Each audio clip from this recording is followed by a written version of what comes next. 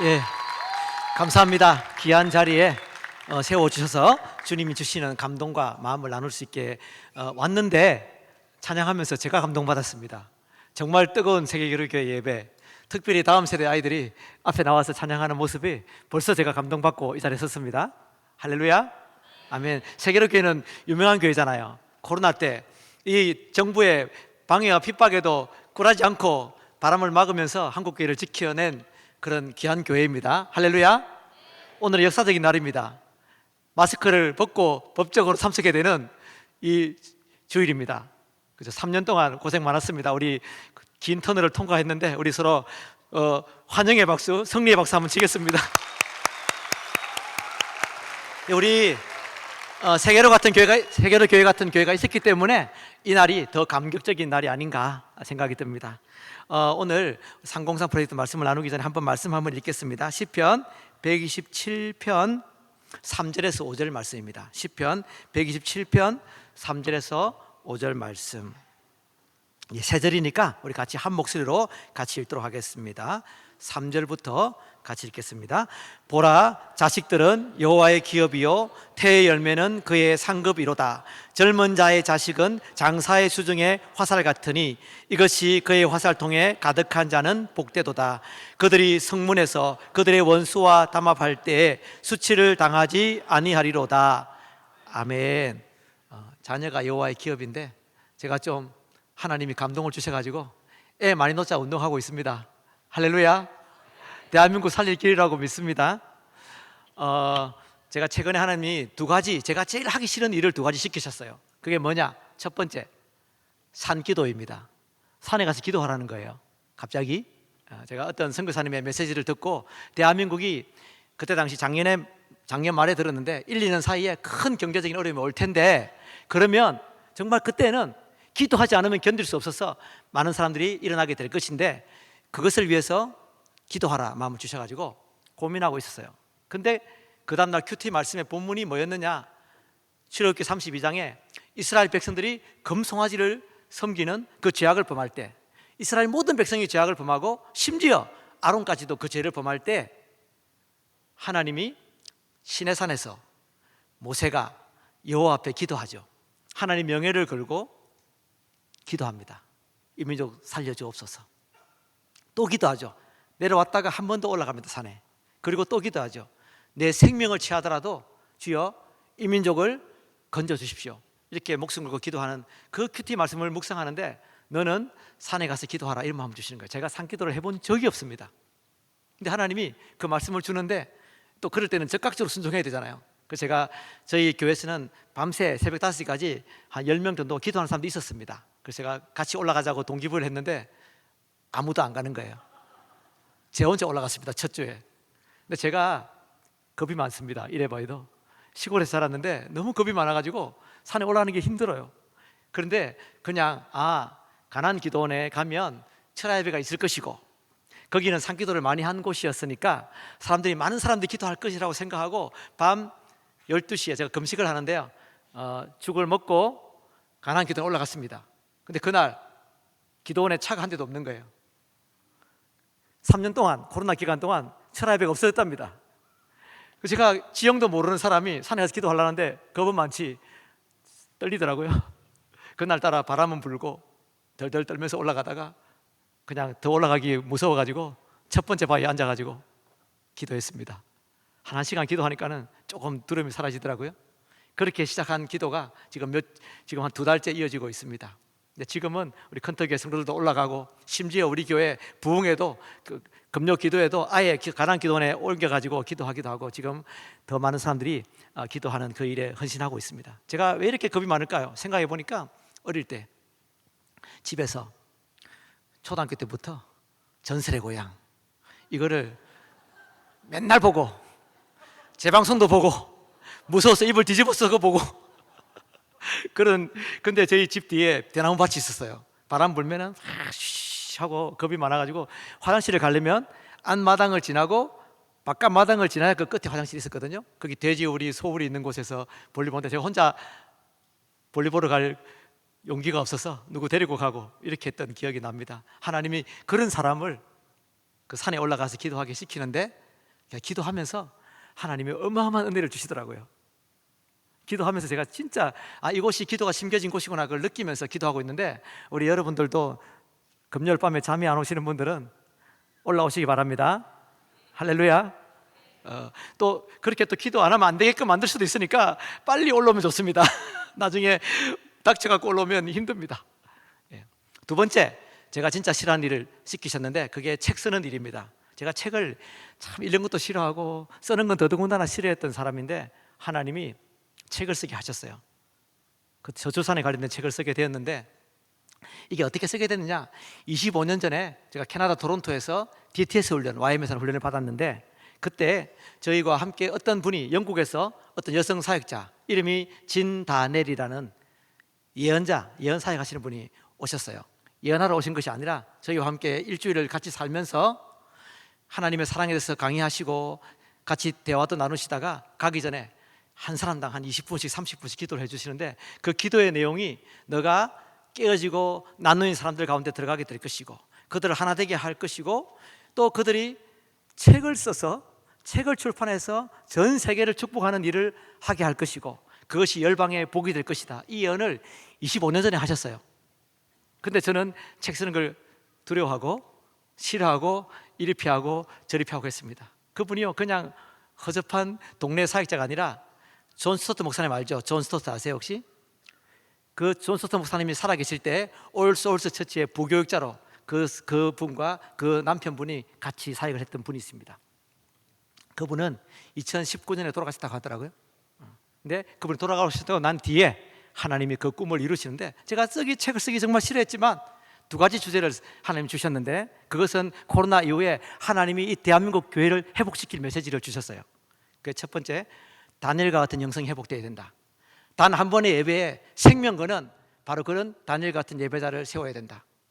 두 번째, 다윗, 세상 그 어떤 것도 바꾸지 않고 오직 하나님을 사랑하는 그런 예배자, 주님만을 뜨겁게 사랑하는 예배자, 최악의 상황에서도 최고의 예배를 만들어내는 바로 그런 예배자, 이런 예배자를 한국교회가 다시 회복해야 된다.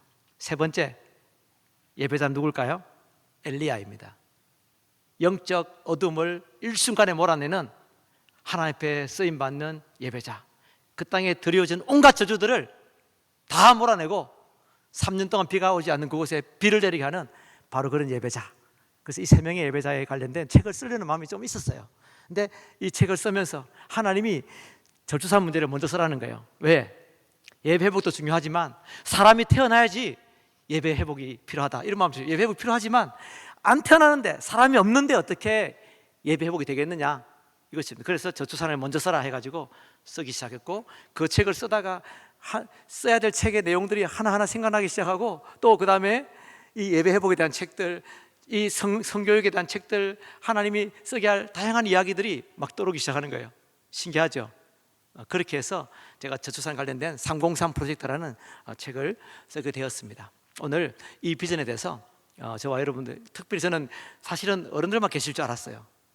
다음 세대가 있으니까 더 힘이 납니다. 왜? 이 메시지는 빨리 들을수록 좋습니다. 3살, 4살 때 들으면 더 좋고 10살 때 들으면 더 좋고 그렇습니다. 자, 한번 PPT를 한번 넘겨주시기 바랍니다. 이 대한민국을 위협하는 3가지 물길에 대해서 오스 기니스, 소명을 쓴 오스 기니스 교수가 이야기한 게 있는데요. 그게 뭐냐? 첫 번째, 그것은 레드 웨이브입니다. 이건 뭘까요? 네오 막시즘, 이 사회주의 사상이 이 전 세계를 강타하고 있습니다. 서구 열방도 넘어지고 대한민국도 주사파들이 얼마나 설치고 있습니까? 대학가에는 이런 정말 네오 막시즘이 장악하고 있는 것이죠. 자, 두 번째, 레인보우 웨이브, 이건 뭘까요? 레인보우, 글로벌 성혁명, 동성애, 젠더 이데올로기, 악한 사상이 이 대한민국을 향해서 거세게 몰아오고 있습니다. 지금 그걸 막기 위해서 얼마나 애를 쓰고 있습니까? 세 번째, 블랙 웨이브, 이건 또 뭐죠? 이슬람의 공격입니다. 이슬람은 전 세계를 이슬람화 시키기 위해서 지금 매몰차게 대한민국과 전 세계를 몰아치고 있는데, 이 대한민국이 이 3가지 물결로부터 지켜내는 나라, 거룩한 나라가 되는 그런 비전에 대해서 말씀하셨어요. 자, 그러면 이런 수많은 물결들이 유독 대한민국에 이렇게 판을 치고 있는 이유가 뭘까? 그건 대한민국이 가진 사명 때문에 그렇습니다. 대한민국은 어떤 사명이 있죠? 대한민국은 첫 번째 사명, 거룩한 대한민국. 원래 이승만 대통령이 대한민국을 선진한국을 만들려고 했어요. 지금 잘 살게 되었잖아요. 전 세계 G10에 G7인가요? 어쨌든 지금 영향이 있는 나라로 세워주셨는데 영적으로는 아직까지는 탑은 아닌 거예요. 완전히 1위는 아닌 거예요. 그래서 영적으로 거룩한 민족이 되어서 이 온갖 악한 것들로부터 지켜내는 그런 거룩한 대한민국을 만드는 비전이 남아있는 것입니다. 그리고 복음 통일, 북한을 구원하고 복음 통일 이루어서 세계 열방을 축복하며 선교하는 선교한국을 이루는 것이죠. 자, 근데 이것을 이루기 위해서 반드시 극복해야 될 과제가 있어요. 그게 뭘까요? 다음 세대가 없이는 절대로 이 비전을 이룰 수 없다는 것입니다. 그래서 다음 세대가 너무 중요해요.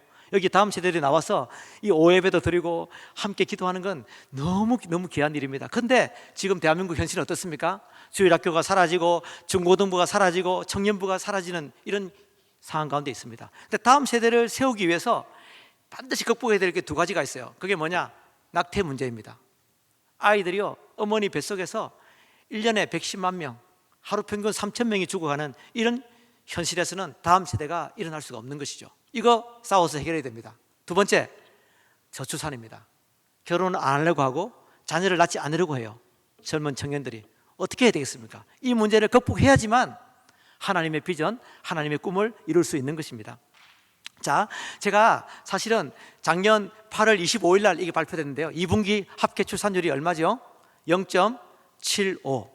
이건 제가 충격적인 숫자였습니다. 저는 대한민국 출산율이 0.81에서 너무 놀라가지고 정말 안타까움을 가지고 기도하고 있었는데 0.75에 떨어졌을 때 정말 이건 아니다 생각이 들었어요. 정말 고민했습니다. 어떻게 이 문제를 해결할 것인가. 근데요, 출산율만의 문제가 아닙니다. 작년에 발표된 양성평등 조사에 의하면 결혼을 하겠다는 사람이요, 남성은 50%, 여성은 38%. 근데 아이를 낳겠다는 비율이요, 남성이 45%, 여성은 몇 프로죠? 34%. 애는 남자가 낳습니까? 여자가 낳습니까? 애 낳아야 될 여성들이 결혼도 안 하려고 하고 자녀를 안 낳으려고 하는 거죠. 이게 해결되지 않으면 이 저출산 문제는 해결할 수가 없는데 이걸 어떻게 할 것인가? 이 저출산에는요, 깊은 뿌리가 있어요. 그게 멜서스라는 사람이요, 인구론이라는 책을 썼습니다. 거기에 산하 제한 정책, 태어나는 아이들을 조절해야 된다는 사상이 들어가 있었어요. 이것이요, 마가렛 쌩어 같은 사람을 통해서 계획적으로 자녀들 출산을 조절하게 만들고 또 피임을 하고 낙태를 하고 하게 만드는 그런 일들이 생겨서 지금 전 세계가 이 저출산이 된 이유 중에 하나가 이 악한 사상이요, 들어온 거예요. 교회 안에도 들어오고 온 세계에 들어온 것입니다. 그리고 페미니즘입니다. 이 페미니즘 사상이요, 처음에는 아주 좋은 사상으로 시작됐어요. 1세대 페미니즘은요, 계몽주의와 연결돼 가지고 여성들을 깨우고 여성들에게 정치 참정권도 주고 자유도 주고 교육권도 주고 해서 여성들을 계몽시키는 일을 했습니다. 그런데 1960년부터 이것이 마르크시즘과 결합되어 가지고 여성을 남성으로부터 해방시켜야 된다, 여성을 가정으로부터 해방시켜야 된다, 이 사상이 들어오기 시작한 거예요. 그래서 여성들에게 성적 자기결정권, 내가 결혼하고 안 하고 이런 거 내 자유다, 또 누구랑 관계를 맺는 그것도 내 자유다, 것입니다. 그리고 여성의 재생산권, 이게 뭔지 아십니까? 아이를 낳는 권리가 여성에게 있는데 낳을 권리도 여성에게 있고 낳지 않을 권리도 여성에게 있다, 이걸 강조하는 거죠. 이런 사상이 지금 많은 여성학이라는 과목을 통해서 많은 사람에게, 이 다음 세대 아이들에게 주입되고 있는 것입니다. 그리고 동성애와 젠더 이데올로기, 이런 사상들이요, 지금 아주 어린 아이부터 심지어 유치원의 누리과정부터 시작해서 이런 사상이 아이들에게 세뇌시키게 되는 거죠. 이런 교육을 받았을 때 과연 결혼을 해서 자녀를 낳겠다는 그런 자연스러운 문화가 형성되겠느냐는 거죠.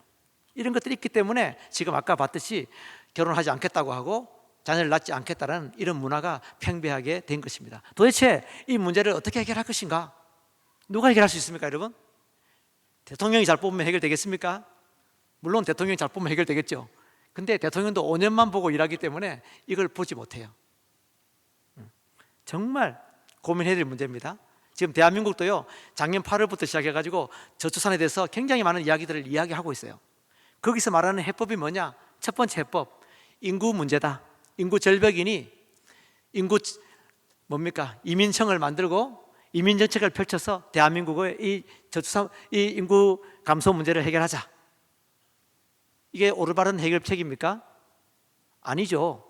중국 사람들한테요, 비자 자유를 해주면요, 인구 문제 해결됩니다. 중국 사람들 엄청나게 이민 들어올 겁니다. 저 무슬림들에게 비자의 자유를 주고 하면 들어오겠죠. 그런데 우리가 원하는 대한민국이 될 수 없는 거죠. 이거는 인구 문제가 아닌 거예요. 궁극적인 문제는 인구 문제가 아니라는 거예요. 또 많은 사람들이요, 이 남녀 평등을 얘기하면서요, 젠더 이퀄리티 이걸 이야기해요. 여성들에게 일할 수 있는 권리 이런 걸 강조하는데 그 핵심의 내용은 아까도 얘기해서 페미니즘 같은 사상이 들어가 있는 거죠. 여성들이 정말 육아라는 이 귀하고 소중한 가치보다는 직업을 가지고 돈을 벌고 하는 것에 더 중심을 두게 만드는 이런 정책들이요, 많은 재정을 쏟아부어 가지고 거기에 투자를 하고 있었던 것입니다. 심지어 지금 이 인구 정책, 저출산 정책이 어떻게 흘러가느냐, 어차피 인구는 줄어들기 때문에 변화되는 인구 구조에 적응하자, 그리고 모든 세대가 행복하게 살자, 이게 그렇게 흘러가고 있습니다. 지금 정부에서 말하는 정책이 여러분 보시기 바랍니다. 그렇게 흘러가고 있어요. 근데 이것도 바람직한 해법이 아닌 것이죠. 어떻게 해결해야 되겠습니까, 여러분? 저는 진짜 이 작년 8월 25일부터요 잠도 안 오고 길을 가도 이 생각, 화장실 가도 이 생각, 이걸 어떻게 해결할 것인가 고민하기 시작했습니다. 그래서 저희 집사람과 제가 안 되겠다, 제가 지금 작년에 42이었는데 애를 한 명 더 낳아야 되겠다. 애가 4명인데 한 명 더 낳자. 진지하게 제 아내에게 물었습니다. 우리 아내가 좀 난색을 하면서, 여보, 내가 애 셋을 재앙절개를 했는데 한 명 더 하기는 쉽지 않은 것 같다. 집사람이 그러면 입양을 알아보자. 제가 막내를 입양을 했거든요. 3명을 낳고 막내를 입양했는데 입양했던 기관에 전화를 했습니다. 입양하고 싶다. 근데 답이 어떠냐? 제가 입양했을 때 2012년도에는 입양특례법이 개정되기 전이었습니다. 지금은 소득 기준이 까다로워져서 제 소득 기준으로는 안 된다, 결론이 그렇습니다. 근데 그러면 세 번째, 위탁 가정이라도 알아보자. 위탁 가정 알죠? 가정에 위탁해서 자녀를 키우는 게 있거든요. 알아보자, 이거 알아보는데 이거는 소득도 보고, 더 놀라운 것은요, 18세 미만 아이들이 2명 이상 있으면 데려오는 애에 포함해서 3명이 넘어가면 안 된다, 이런 조항이 있더라고요. 그래서 이건 애시당초 안 되는 거예요. 그래서 야, 이거 뭐 해볼라 했는데 안 되는구나 하다가 고민하는 가운데 하나님이 저에게 어떤 마음을 주셨느냐, 너희 가정에 있는 원리가 있지 않느냐, 그거를 대한민국 교회에 알려라. 그게 뭘까요? 그게 303 프로젝트입니다. 이게 뭘까요? 목사님 잠시 얘기했지만 30세 이전 3명 이상, 3명이 아닙니다, 여러분. 4명, 5명, 10명, 3명 이상입니다. 30세 이전 3명 이상. 그래서 대한민국 3.0, 이것도 뭘까요? 대한민국 3.0 비전입니다. 뭐가 3.0이죠? 출산율 3.0으로 끌어올리자는 것입니다. 어떻게 할 것인가? 30세 이전에 결혼하여 3명 이상 출산하자. 동의하십니까? 제가 CCC 학생들한테 이걸 나눴더만은 30세 이전에 한번 넘어지고 3명 이상에 또 한 번, 2번 넘어지더라고요. 충격을 받았어요. 450명의 CCC 학생들이. 근데 지난주 얘기 들었어요. 제 아들이 CCC 모임에 갔다 왔는데 200명의 순장 학생들이 303 이게 기억이 나가지고 안 지워진다는 거예요. 그리고 좀 더 다시 생각해 봐야 겠다는 생각을 가지는 청년들이 더 늘어났다는 얘기를 들었습니다. 여러분, 이런 마인드가 필요합니다. 30세 이전에 결혼하여 3명 이상 출산하자. 이거 어려운 명령이 아니에요. 사실은 창세기 1장 28절 같이 한번 읽겠습니다. 하나님이 그들에게 복을 주시며 하나님이 그들에게 이르시되 생육하고 번성하여 땅에 충만하라. 땅을 정복하라. 바다의 물고기와 하늘의 새와 땅에 움직이는 모든 생물을 다스리라 하시니라. 아멘. 이게 문화 명령이라 하잖아요, 그죠? 이 명령은요, 우리 다음 세대 아이들한테 문화 명령이라면은 이해가 잘 안 돼. 생육, 번성, 충만하라 하거든. 이건 무슨 명령입니까? 결혼하고 애 많이 낳으라는 명령입니다. 아닙니까? 결혼하고 출산에 대한 명령입니다. 그죠?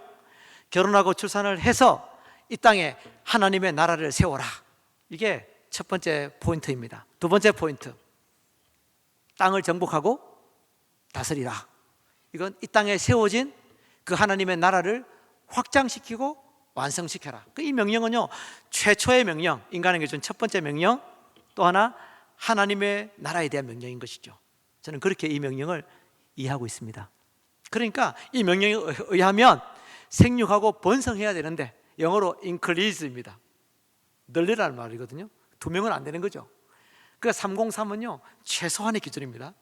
최소한의 기준, 번성하는 최소한의 기준이 3명 이상, 그걸 제시한 어려운 명령이 아니에요. 복잡한 것도 아니에요. 과도한 걸 요구하는 것도 아니고 이 명령을 지키는 가장 최소한의 기준이 303입니다.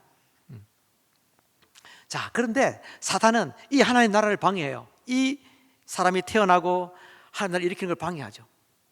아브라함을 선택하시고 거룩한 나라를 세우기를 원하셨고 큰 민족을 이루어서 하나님이 원하시는 그런 거룩한 나라를 세우기를 원하는데 악한 마귀는 어떻게든지 방해합니다. 어떻게 방해하죠? 바로를 통해서 이집트에서 태어나는 아이들을, 그죠? 그 산파들을 통해서 죽이게 하고, 그것도 안 되니까 바다 나일강에 빠뜨려라. 그래서 다 세대들을 없애버리려고 하는 것이죠. 한 세대가 없어지면 하나님 나라는 계획은 끝나는 것입니다. 한 세대가 사라지면 다 끝나는 거예요. 하나님은 그럴 때에 누굴 택하시죠? 십보라와 부하, 아므람과 요게벳, 바로 믿음의 산파와 믿음의 부모를 통해서 하나님 나라를 세워가시는 것이죠. 그 다음 약속의 땅에서 이스라엘 백성들이 몰렉에게 제사를 드리면 자기 자녀들을 제사로 드리는 것이죠. 왜 드렸을까요? 몰렉은요 번성하게 하는 신입니다. 그래서 경제적인 번영을 위해서 자기 자녀들을 희생 제물로 드리는 이런 일들이 이 약속의 땅에서 일어나기 시작한 것입니다. 심지어 예수 그리스도가 오실 때 헤롯은 베들레헴의 지경에 있는 아이들, 모든 아이, 2살 아이들을 어떻게 하죠? 다 죽이잖아요.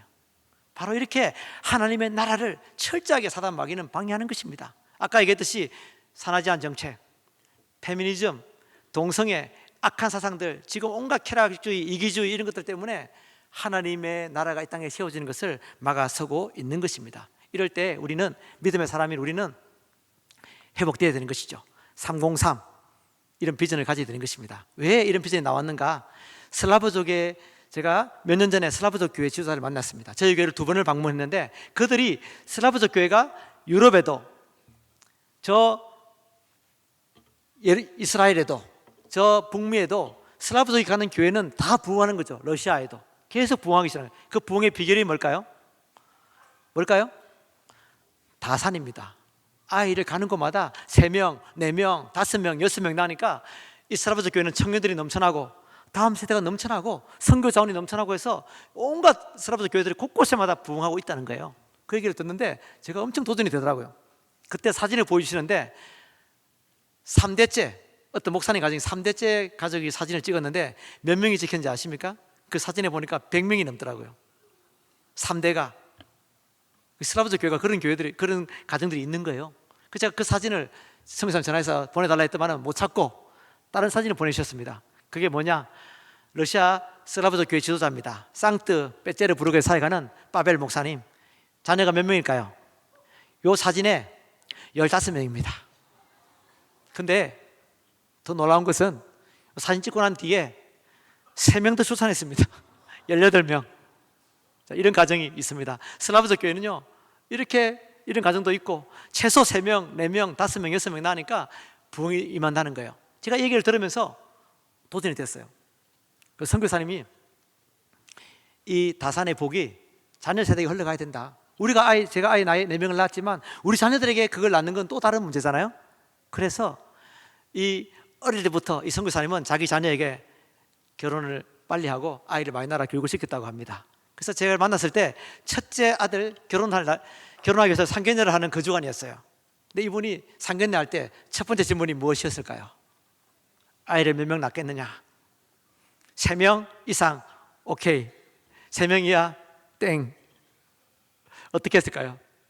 그 예비 며느리가 오케이 3명 이상 낳겠습니다 해가지고 결혼해서 아마 수영록에서 사역하고 있고 또 정말 그런 비전을 이루고 있을 줄 믿습니다. 제가 그 얘기를 듣는데 이 제게 주신 이 비전을 제 아이들에게 나눠야 되겠다.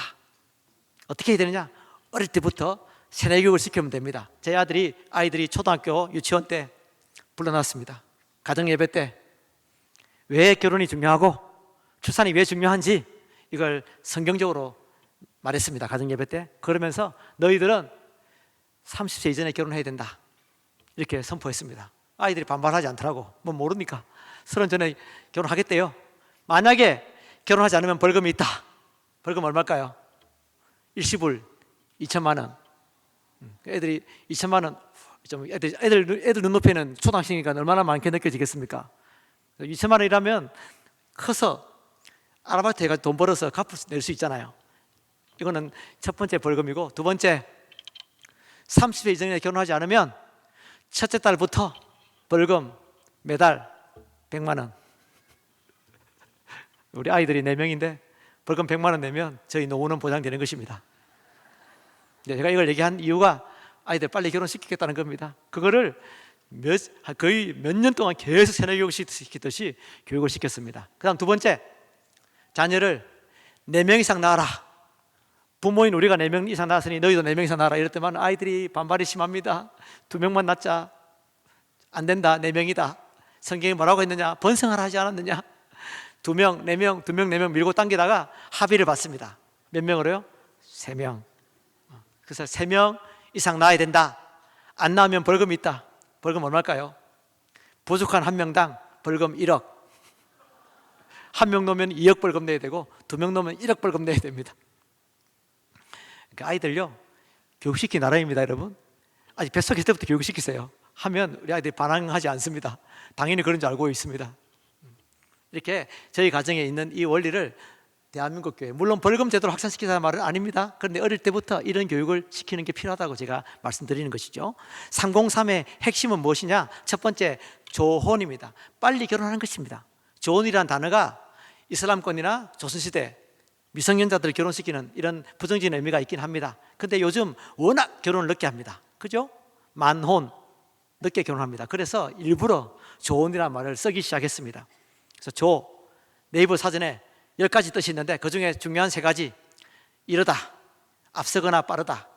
두 번째, 서두르다. 세 번째, 젊다. 결혼을 언제 하느냐? 남들보다 빨리 해야 됩니다.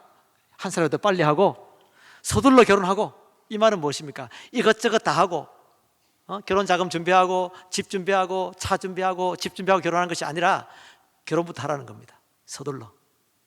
그 다음에 젊을 때 결혼해라, 이것입니다. 자, 이 조언에 대해서 나오게 된 이유 중에 하나가 출산율과 초산 연령, 첫 번째 자녀를 출산하는 연령과 출산율이 비례한 영향이 있다는 것이죠. 한번 보겠습니다. 보입니까? 예.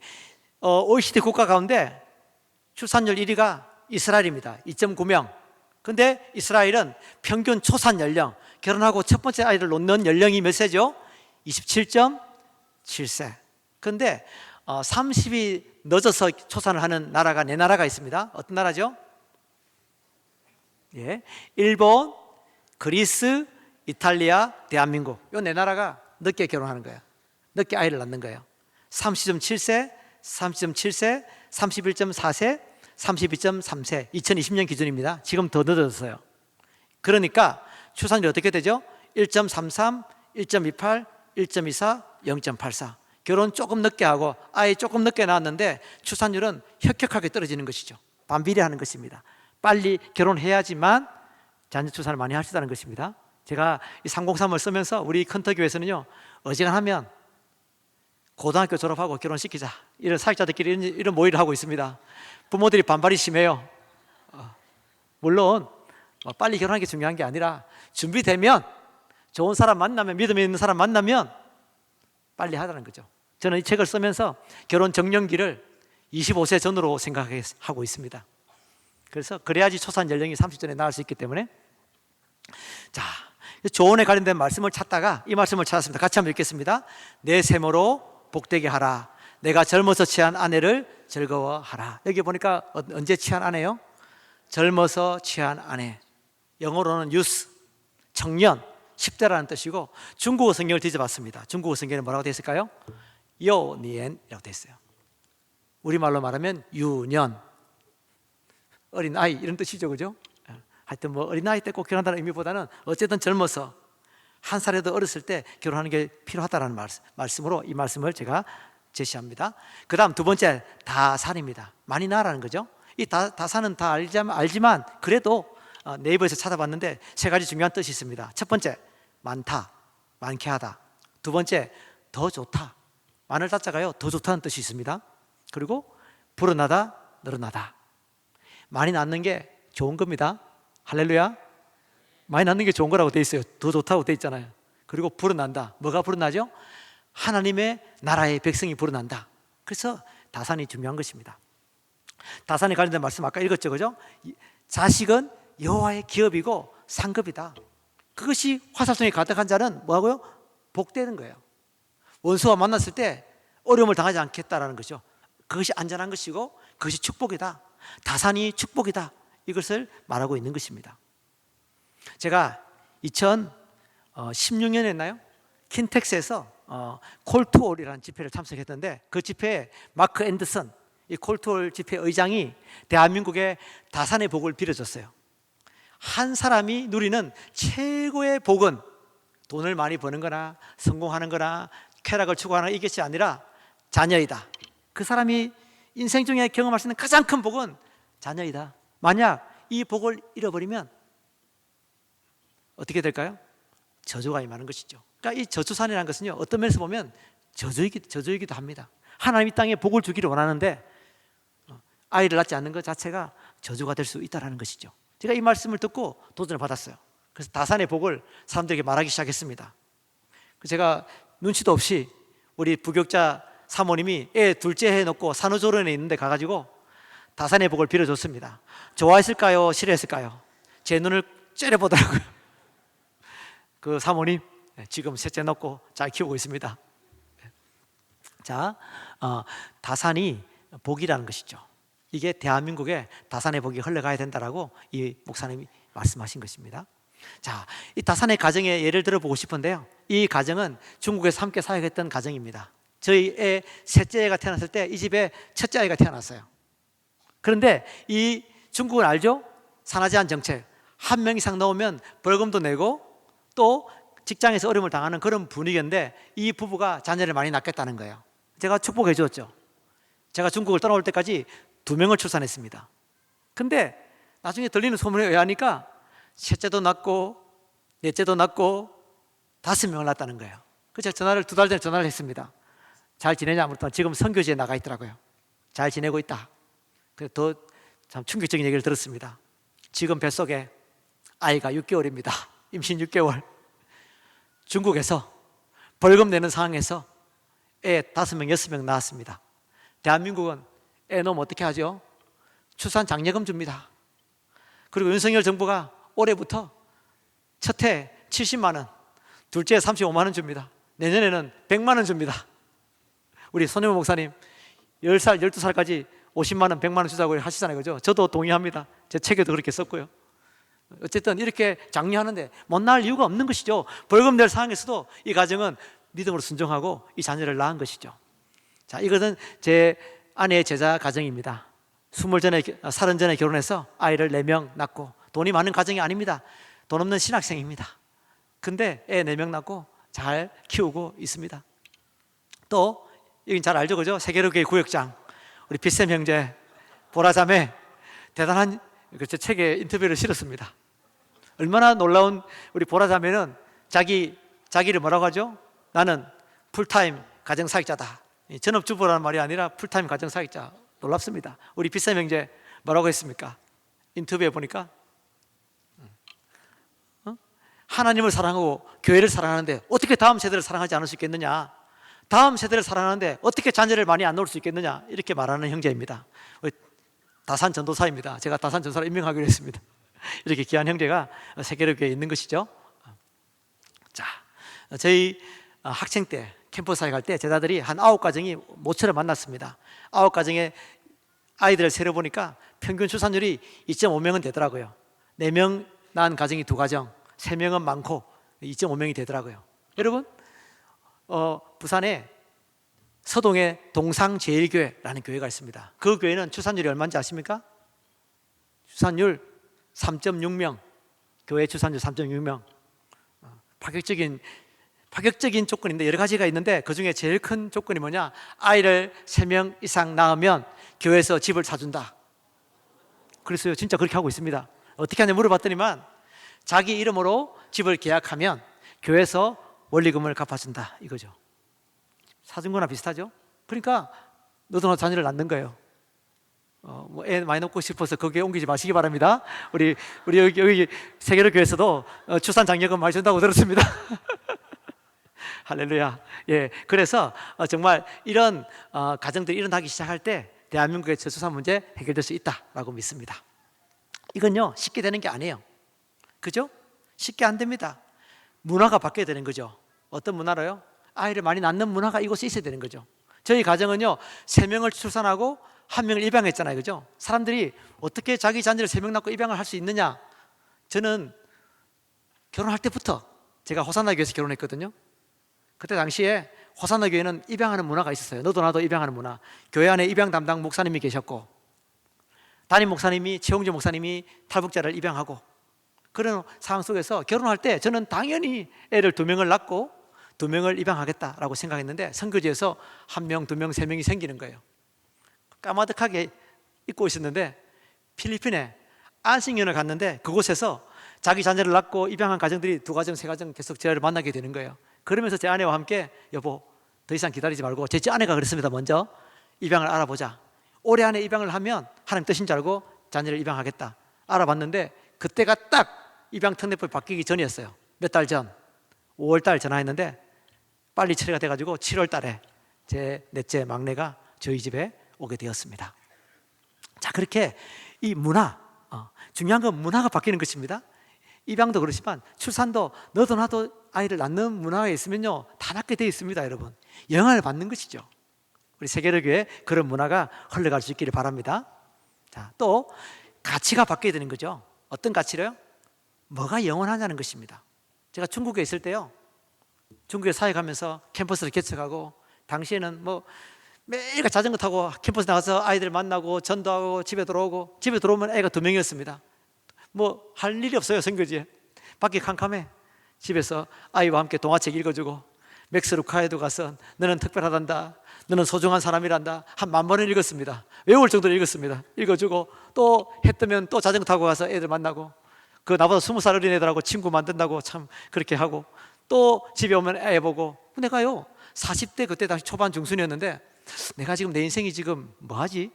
내 동기들 친구들은 다 직장에서 잘 나가고 집도 사고 차도 사고 이런 나는 집도 없고 차도 없고 이 선교지에서 맨날 자전거 타고 나가서 사람들 만나고 자존심 내려놓고 전도하려고 어떻게든지 애를 쓰고 집에 오면 또 아이들 보고 이거밖에 안 하는 거예요. 근데 제가 곰곰이 생각해 보면서 뭐가 영원히 남느냐는 것이죠. 직장, 좋은 직장에서 돈 많이 벌고 집 사고 차 사고 이건 영원히 안 남겠더라고. 근데 내가 믿음으로 양육한 내 자녀가 남겠더라고요. 그리고 내가 영적으로 키운 내 영적인 제자들이 남는 것이죠. 그래서 내가 생각이 바꾸니까요 야, 내가 세상에서 제일 가치 있는 일을 하고 있구나. 그 다음부터 자전거 타고 갈 때 자전거 타고 1시간씩 가고 이랬거든요. 찬양하면서 가고 얼마나 기쁘던지요. 왜요? 가치 있는 일을 하기 때문에. 그리스도인에게는요 어떤 가치가 중요한지에 대한 분명한 원리가 나와 있습니다. 로마서 14장 7절에서 9절 한번 읽어보겠습니다. 우리 중에 누구든지 자기를 위하여 사는 자가 없고 자기를 위하여 죽는 자도 없도다. 우리가 살아도 주를 위하여 살고 죽어도 주를 위하여 죽나니 그러므로 사나 죽으나 우리가 주의 것이로다. 이를 위하여 그리스도께서 죽었다가 다시 살아나셨으니 곧 죽은 자의 산 자의 주가 되려 하심이라. 아멘. 아무도 자기를 위해 사는 자가 없다고 말하고 있습니다. 누구를 위해서요? 오직 주를 위해서 사는 게 그리스도인의 가치가 아닌 것인 거죠. 근데 요즘 이상해요. 제가 제자 광성교회 박한수 목사님을 얼마 전에 설교를 들은 적이 있었는데 목사님이 그러는 거예요. 결혼한 지 한 10년 정도 지난 부부를 신방을 갔는데 그냥 애도 없고 이러니까는 그냥 목사님이 앉아놓고 기도한 것입니다. 주여 이 가정에 자녀가 생기게 태의 문이 열리게 하시고 자녀가 태어나게 해주시고 복을 받게 해 주옵소서. 근데 이 부부가 눈을 동그랗게 뜨고 하는 말이 뭔지 아십니까? 목사님, 저희 부부는 결혼할 때부터요 자녀 안 가지기로 했습니다. 열심히 교회 봉사하고요 또 좀 틈나면 해외여행도 가고 또 우리 부부가 서로를 위해서 좀 이렇게 헌신하고 그렇게 살려고 했습니다. 이렇게 얘기한다는 거예요. 목사님은 호통을 쳤다고 합니다. 근데 이런 가정들이요 의외로 많은 것이죠. 지금 가치가 잘못된 것이죠. 뭐가 진짜 남는 것인가? 뭐가 영원한 일이 중요한 일인지를 잃어버린 것입니다. 편하게 사는 게 좋다는 것이죠. 편하게 살아봤자 어차피 인생 짧습니다, 여러분. 네, 주를 위해서 가치 있는 일을 하는 그런 복된 은혜가 임하기를 축복합니다. 자, 여러분, 자녀를 낳고 부모가 되는 게 쉽습니까, 어렵습니까? 어렵죠. 쉬워요? 좀 어려워. 아이 낳는 것도 좀 어려워요. 제가 제 큰애를 낳을 때 밤새도록 진통을 했는데 안 태어나가지고 그 다음날 제왕절개 수술을 했는데 12시간을 진통했거든요. 그래서 제가 그 부부 동반실에, 모자 동반실에 들어가가지고 있었는데 일신기독병원에 그날 밤에 태어난 아이들이 10명은 태어났습니다. 제가 10명의 산모들이 그 정말 상고를 치르는 걸 다 들었습니다. 제가 그러면서 존경하기 시작했습니다. 여러분, 이집트 땅에 장자가 죽을 때 곡하는 소리가 났다고 했잖아요, 그죠?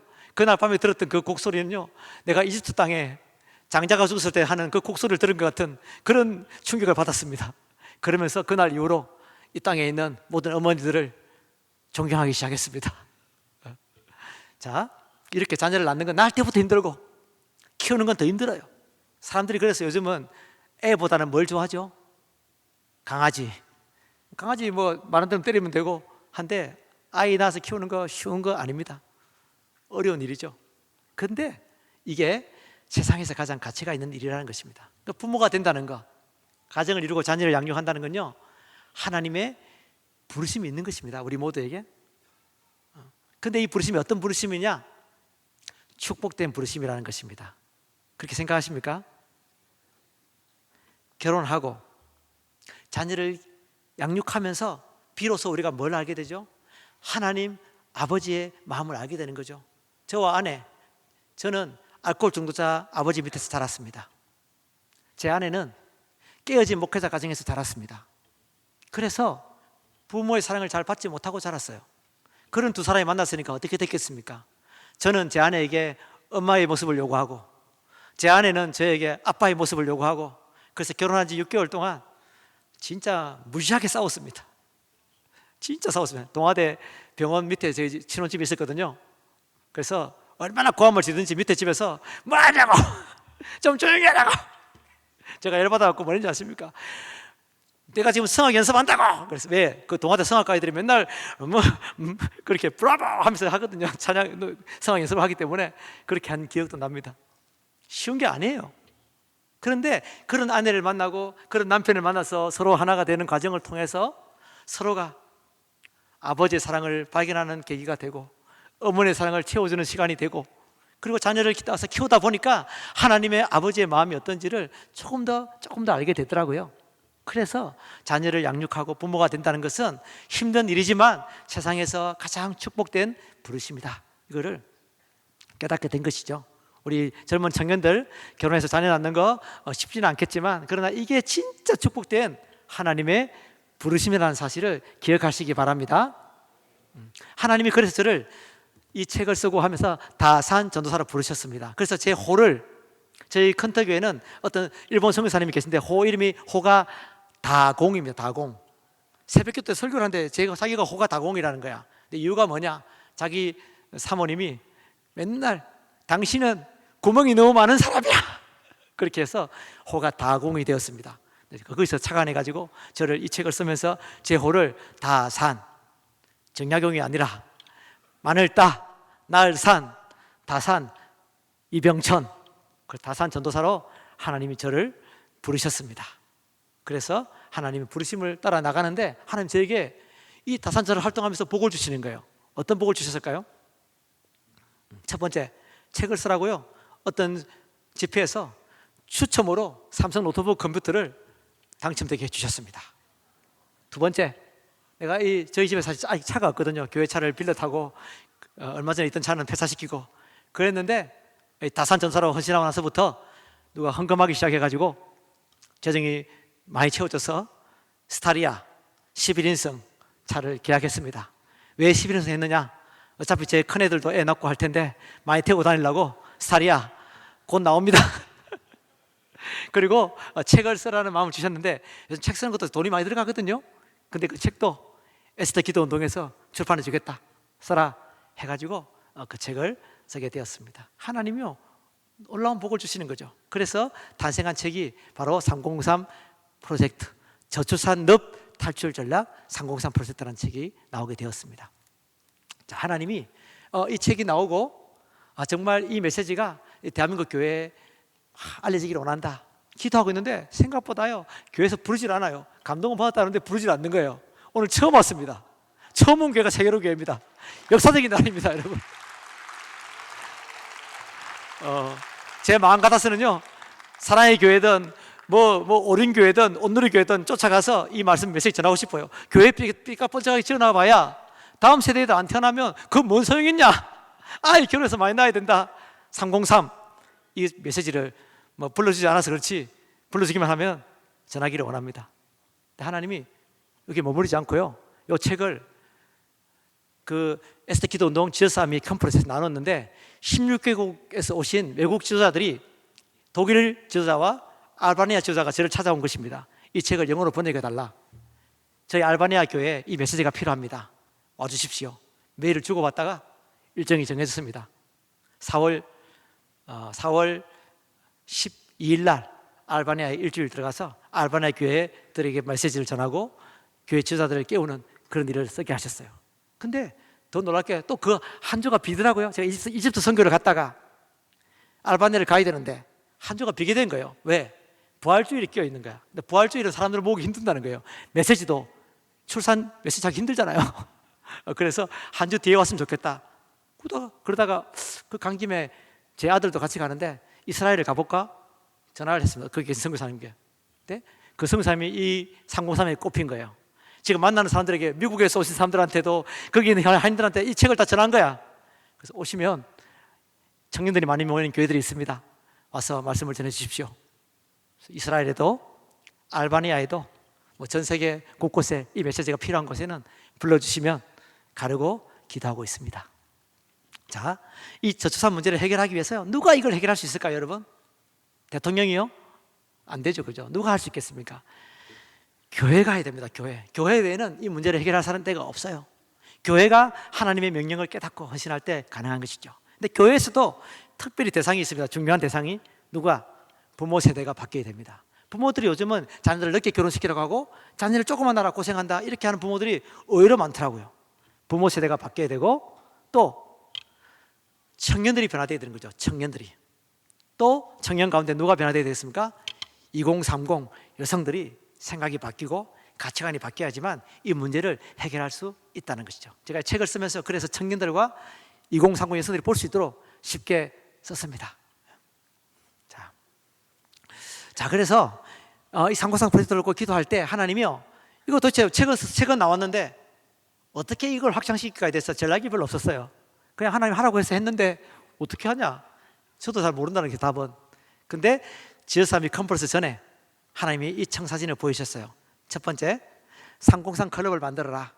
303 클럽은 30세 이전 10대, 20대 그 전에도 괜찮아요. 그 아이들에게 도전해서 30세 이전에 결혼해서 3명 이상 자녀를 낳겠다고 헌신하는 사람들을 모아라. 그들을 계속 관리하고 그들을 북돋아주고 하는 그런 일을 하라. 그 303 클럽을 지금 모으려고 하고 있습니다. 두 번째, 303 플러스. 이거는 30이 넘었지만 아직 결혼을 못했어요. 저는 결혼하고 싶어요. 그리고 아이를 한 명밖에 없어요. 제가 3명을 낳고 싶습니다. 제가 입양을 하고 싶습니다. 그런 가정을 모아서 303 플러스를 조직하려고 하고 있습니다. 그리고 303 패밀리, 이 교회도 많이 있을 줄 압니다. 3명 이상 자녀를 가진 가정을 모아서 그들의 이야기들, 그들의 마인드를 한국에 나누는 것이죠. 바로 303 패밀리. 그 다음 또 하나 중요한 게 있습니다. 그게 뭘까요? 303 액티비스트. 303을 위해서, 저출산 해결을 위해서 활동하는 활동가들을 일으켜라. 그래서 그 메시지를 선포했는데 지어사미 컨퍼런스에 왔던 한 1000명 중에 3분의 2가 일어났습니다. 저한테 문자를 보내고 활동하는 사람은 지금 100명, 이 전국에서 이 일에 헌신하겠습니다라는 사람들이 일어나기 시작했습니다. 2월 12일 다음 주일 서울에서 1차 모임을 가집니다. 구체적으로 이 운동을 한국교회에 어떻게 확산하고 어떻게 이들을 모으고 어떻게 관리할 것인가에 대해서 하나님 앞에 기도하고 있습니다. 그 다음 한국교회가 저출산 문제를 해결하기 위해서 해야 될 일들이 있습니다. 그건 뭘까요? 첫 번째, 교회 내에 결혼, 출산 문화를 만들고 공동육아를 하는 시스템을 만들기. 세계로 교회는 어느 교회보다 잘하고 있기 때문에 이 부분에서 더 앞서가는 그런 은혜가 있을 줄 믿습니다. 한국 교회가 다 이것을 준비해야 되는 것입니다. 두 번째, 다음 세대 생명 존중 성교육을 시켜야 되는 것입니다. 지금 동성애, 젠더 이데올로기 이런 포괄적 성교육을 가지고는 절대로 이 비전을 이룰 수가 없는 것이죠. 그래서 이 교육에 들어가야 되는데, 감사하게도 부산에 넥스트 클럽이라고 이런 성교육을 하는 기관이 강사 과정을 훈련시키고 있어요. 대전에는 생명 존중 성교육을 하는 이런 단체가 대전 시내 초중고등학교 공교육에 50% 지금 들어가서 강의를 하고 있어요. 근데 너무 은혜를 받는 거야. 부모들이 너무 좋아하고, 그 다음 또 아이들도 성교육 듣고 은혜 받았습니다, 너무 감사합니다라는 아이들이 늘어난다는 거예요. 기분이 이상한 그런 성교육이 아니라 진짜 바른 성교육을 시켜주는 거죠. 결혼과 출산과 생명을 귀하게 여기는 이런 성교육, 이게 필수적인 것이죠. 다음 세대 아이들을 이렇게 교육을 시켜야 되는 것입니다. 그리고 저출산 극복을 위해서 시민단체를 만들고, 그 다음에 출산율 개선을 위해서 연구소도 만들고, 이렇게 한국교회가 한 마음이 되어서 이 일에 헌신할 때 이런 변화가 가능한 것입니다. 한국교회, 여러분 세계교회 30년 후의 모습이 어떤 모습으로 생각하고 있어요? 30년 뒤에 세계교회가 어떻게 되겠습니까? 다음 세대가 태어나면 부흥할 것이고, 안 태어나면 줄어들겠죠. 세계교회는 아마 자녀를 많이 낳기 때문에 부흥할 줄 믿습니다. 대한민국의 30년 후의 모습은 어떨까요? 저출산 문제가 해결되지 않으면 심각한 것이죠. 자, 저희 가정의 예를 잠시 들자면, 제가 21년 전에 호산나 교회에서 2001년도에 결혼을 했습니다. 민족의 가슴마다 피 묻은 그리스도를 심어, 그 찬양을 들으면서 부부가 같이 손잡고 기도하면서 시작했습니다. 그리고 2년 뒤에 제 큰아들이 태어나고, 그 다음에 선교지에서 둘째가 태어나고, 셋째가 태어나고, 필리핀의 안식년 중에 넷째 막내를 입양하기 시작해서 이 아이가 지금 아이들이 자라서 지금 저희 가정은 초, 중, 고, 대학이 다 있습니다. 초, 중, 고, 대학. 자, 그런데 30년 뒤에 저희 가정의 모습이 어떨까요? 저희 아이들은 3명 이상 낳겠다고 했고, 제 막내는 초등부 모임에 가고, 초등부 예배에서 제가 303을 전했거든요. 초등부 아이들이요, 성부욕이 발동해가지고 아이를 많이 낳겠다 해가지고 제 막내가 5명 낳겠다 손을 바짝 들더라고요. 제 막내는 5명 낳고 일단 많이 늘어나겠죠. 자, 우리가 자녀를 출산하고 이걸 통해 30년 뒤에 얼마든지 부흥할 수 있는데, 하나님이 저에게 주신 비전이 있어요. 환상을 보여주겠습니다. 그게 뭐냐? 30년 후의 모습은 우리의 선택에 달렸는데, 하나님 제게 보이신 환상은 무엇이냐면, 한국교회 다음 세대 아이들이 가득한 환상을 보여준 거죠. 교회 마룻바닥에 아이들이 버글버글 기어다니고, 교회 마당에는 아이들이 막 떠들게 뛰어다니고 하는 그런 교회, 그게 한국교회 미래의 모습이 되기를 바랍니다. 그렇게 할 때 대한민국 한국교회 출산율이 3.9이 되는 것입니다. 그렇게 되면 이 좌파들, 페미니즘을 추구하는 사람들은요, 자녀를 낳지 않아요. 교회가 아이를 3명 이상 낳으면 어떻게 되겠습니까? 3년 지나면 대한민국은 기독교 국가가 되는 것입니다. 아멘, 할렐루야. 근데 이 아이들을 통해서 뭘 하겠다는 것이냐? 그 다음에 이 아이들을 예배자로 세우는 것이죠. 그게 중요한 것입니다. 그래서 정말 그 데이비드 차 선교사가 대한민국에 아직 최고의 예배 전성기는 오지 않았다, 이걸 작년에 메시지를 들었어요. 근데 제가 질문이 생겼습니다. 1974년도에 100만 명, 300만 명이 모여가지고 여의도 광장에 집회를 했는데, 이것보다 더 놀라운 부흥, 예배 회복이 어떻게 가능하겠냐? 일단 아이들이 태어나야 되고 저출산은 해결돼야 됩니다. 또 하나 문제가 뭔지 모일 장소가 없는 거예요. 100만 명, 300만 명이 모일 장소 있습니까? 없습니까? 없어요. 대한민국에는. 이거 어떻게 해결할까? 기도하는데 하나님이 제가 주셨어요. 그게 어딜까요? 북한의 김일성 광장, 여기에 모이면 됩니다. 북한의 아이들과 남한의 아이들이 모여서 하나님을 예배하는 것이죠. 근데 북한은요, 3만 명 모일 장소도 있을까요? 없을까요? 있죠. 개발이 안 됐기 때문에 볼도저로 밀기만 하면, 음양 시스템 우리 얼마든지 만들 수 있잖아요. 만들어가지고 1000만 명 모아가지고 하나님 앞에 예배하는 거룩한 나라 만드는 그런 비전, 이걸 놓고 기도하고 있습니다. 이런 환상과 그런 비전을 향해서 달려가는 저와 여러분 되기를 원합니다.